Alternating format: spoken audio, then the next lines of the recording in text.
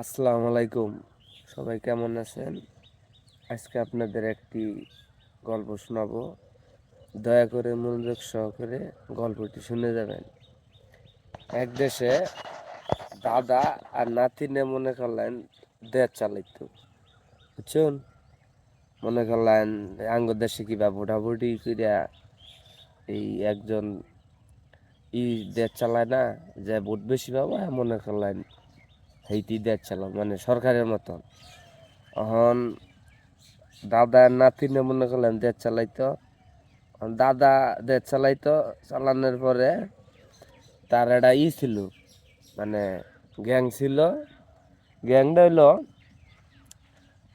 নাইরা নাইরা তার গ্যাংয়ে যত লোক ছিল সব নাইরা ছিল। এমনকি টেটু মেটু আঁকাইতো, তারপরে হ্যাঁ মানে অন্যরকম দাদার বছর শেষ হয়ে গেল গা, বোড়াবুড়ির মাধ্যমে নাতিনে মনে করলা এলো এই দেশ চালান নিল। দাদার শেষ, মানে পাওয়ার শেষ। নাতিনের পাওয়ার আইল। নাতিনের পাওয়ার হওয়ার পরে পরে মনে করলেন ওই যে যারা যারা নাইরা, তারপরে এই টেডু মেডু আঁকাইতো, মানে অন্যরকম দেখা যেত, তা করে ধরল। ধরার ফলে আমার আবার শখ কিবা জানেনি তো।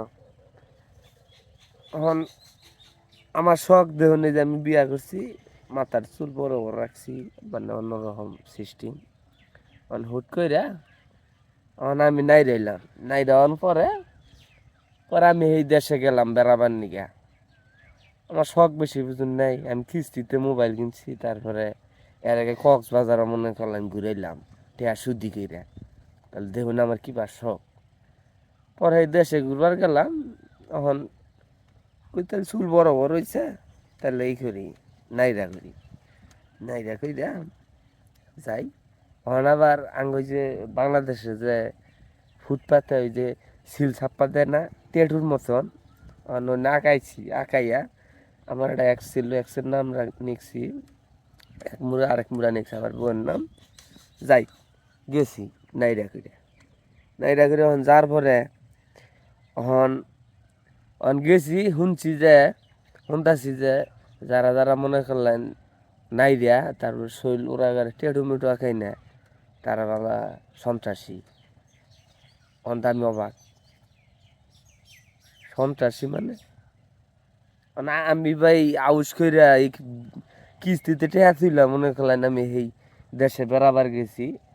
হুমানে যাবা ওই সোর যাবা, যেনু পাই হেনু বাইরা না হেবা করে মনে করলেন ধরন ধরছি। দেখি যে নাইরা মাইরা যান না, হেনারা করে ধরন ধরছে।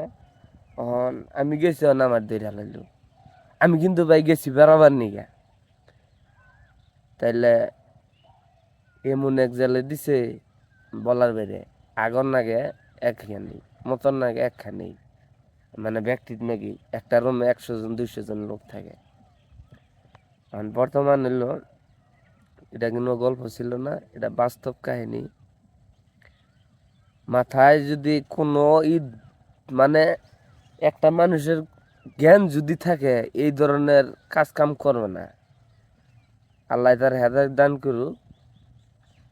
আর যারা যারা ভিডিওটি দেখছেন, কার নামে কারে উদ্দেশ্য করে বলা হয়েছে, সবাই কমেন্ট বক্সে জানিয়ে যাবেন। আর ভিডিওটি সবাই শেয়ার করবেন।